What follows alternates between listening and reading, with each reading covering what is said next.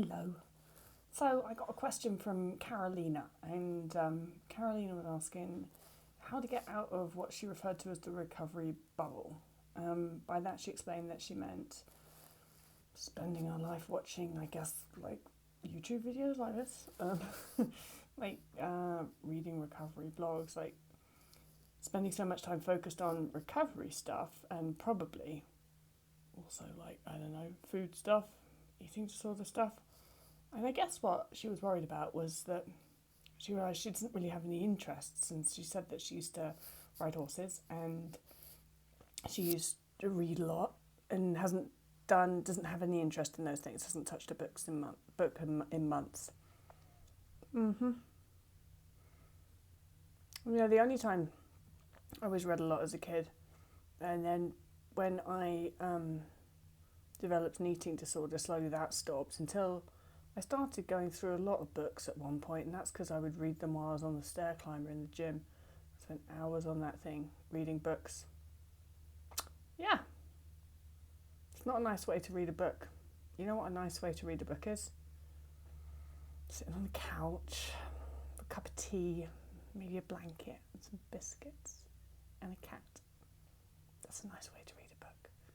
Not in a stinky, smelly, sweaty gym where you're only reading the book because you've got to take your mind off anything other than the boredom that is basically standing in one place, climbing imaginary stairs, which, if you look at that, is insanity.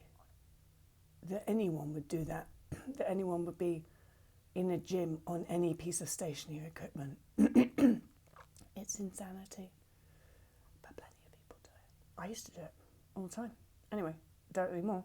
So I also, used to, I've ridden horses all my life, but that really tapered off when my eating disorder, and the reason for that is because I realised that, spending time on a horse, I may as well be, if I could spend that time running or doing some more intense exercise, then obviously I was burning more calories, and so I stopped riding for a little while there, which is really sad, isn't it? So it's a question that I get a lot, people being concerned that what are they going to be interested in when they're not obsessed with food and exercise or even obsessed with recovery anymore. And it's not actually something I worried about, but I know it's something that a lot of people do worry about. Don't worry about it. Your brain is obsessed with food because you have an eating disorder and because it's in energy deficit and it needs to be. And I do see what happens with a lot of people where they start to get obsessed with recovery resources. That's actually a form of mental hunger, because a lot of the time what you're doing is you're searching all of these resources, watching these YouTube videos, reading these books, listening to podcasts, because you're looking for permission to eat. It's mental hunger. Being obsessed with recovery resources is mental hunger. And if you are wanting to just eat the food, if you find yourself flicking through all of these recovery resources, if you find yourself wanting, even when you come and you I'm going to go on YouTube and see if there's any recovery stuff, just stop, just go to the kitchen and eat some food, because that's what you really want. That's what you're really looking for. If you're coming to my YouTube channel, 95% of the time you're coming here because you want me to give you permission to eat. And so just kind of skip me as the middleman.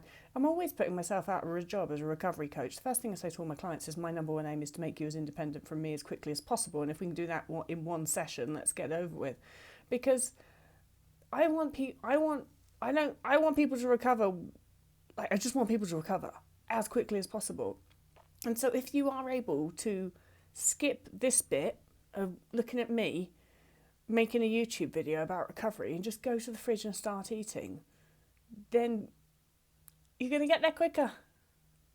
It's not like I want people to unsubscribe from this channel, but I want people to recover more than anything, just because I know the difference.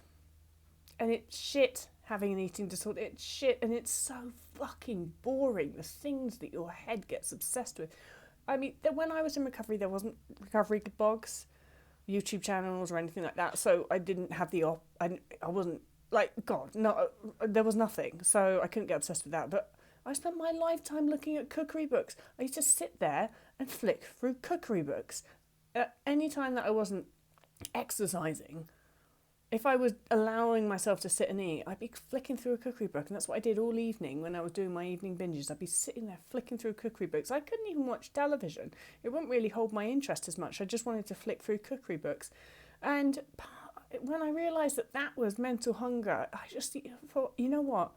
If I have the urge to pick up a cookery book, I'm going to go and shove some cake in my face. Because that's what that is actually about.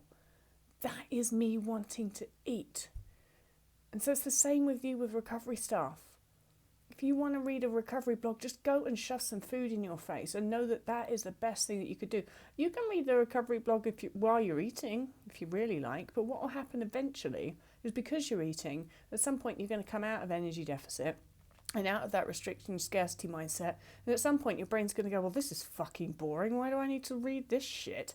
And you're going to just pick up, I don't know, a good book and start reading that, or watch something that's actually interesting on telly. That's what happened with me. At some point, I had all of these cookbooks in my house, and that's all I ever wanted to flick through. And at some point, my brain just went, this is really boring. And I just sort of gradually, it didn't happen overnight, but it happened quicker than you thought it would, maybe over a week or so. I just found I was sitting down with this cookbook, but I wasn't really interested in it, but I still went through the motion of, this is what I like to do. I like to sit down with cookbooks. And then gradually, just one day I was like, why? What? This is so boring.